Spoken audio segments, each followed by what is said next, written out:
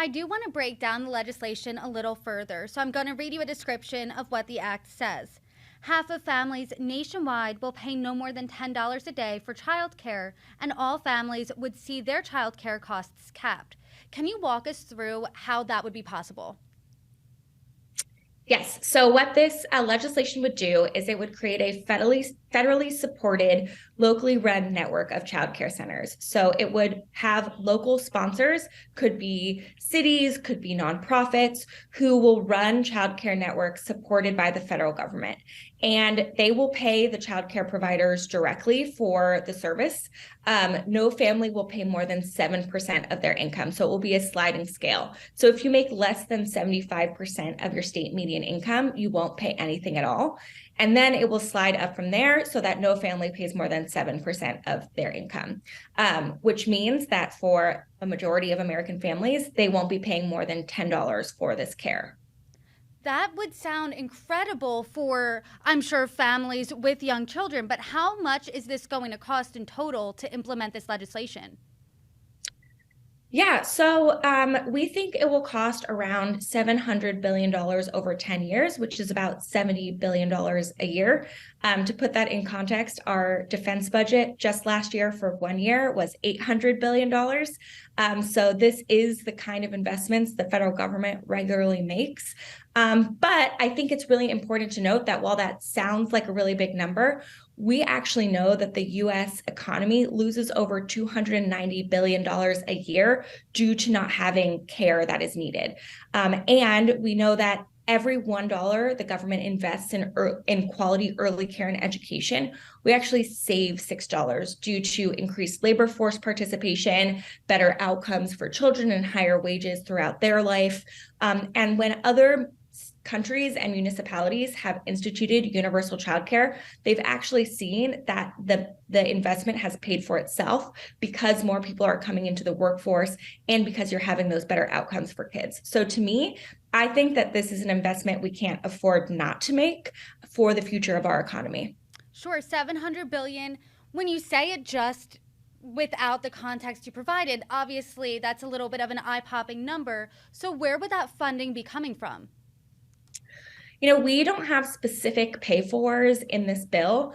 I personally think that we really need to reform our tax code so that the wealthy are paying their fair share. And we already have started on that path with the Inflation Reduction Act and are hopeful to do more. But I also think it's important to recognize that if you ask any business owner if they're going to take out a loan, take out debt to make an investment that they know will grow their business, 10 out of 10 times, the business owner will make that investment. And that's exactly what we're talking about. This is about making an investment that we know will grow our economy in the future. And so to me, it's less about exactly how we pay for it right now and more about thinking what kinds of investments are we making and what do we need to make to be able to grow our economy in the future. And this is one of those investments that to me is a no-brainer. Do you think that you would be able to sell this to Republicans based on that price tag alone? I think if you look at recent polling, the majority of Americans, including the majority of Republicans, believe that investing in childcare is incredibly important for future economic growth. And I think that families, regardless of their political persuasion, are struggling to find and afford childcare. And I'm hopeful that my colleagues will listen to their constituents and we'll see that this is an investment that we can't afford not to make. I do want to talk about these child care centers now.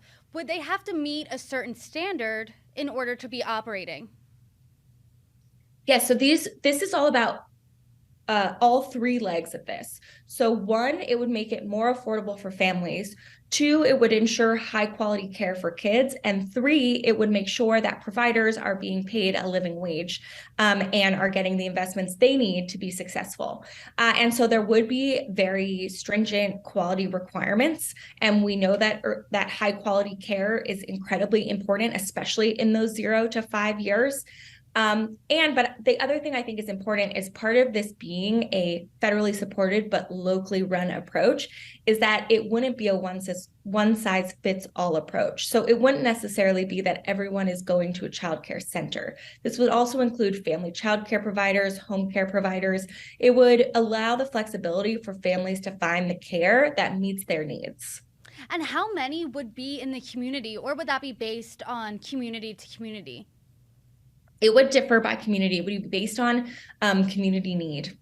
Great. And so population wouldn't play a factor in there? Or like, how would you go for, would it be, oh, like, let's say I'm doing California. Would you pick how many childcare centers are based on the population in California? Or are you talking to local community members?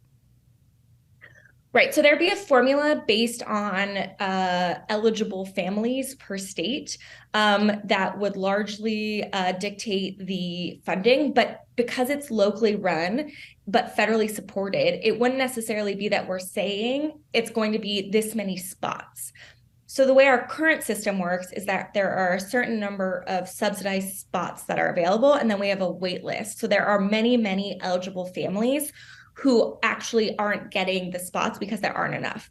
What this would do is say there's this pot of federal money, and these local sponsor organizations who are running these networks, they would be paying the childcare providers directly for the care that they're providing. And so it would be based on the kids in care versus a set number of spots. And it would be a sliding scale based on need.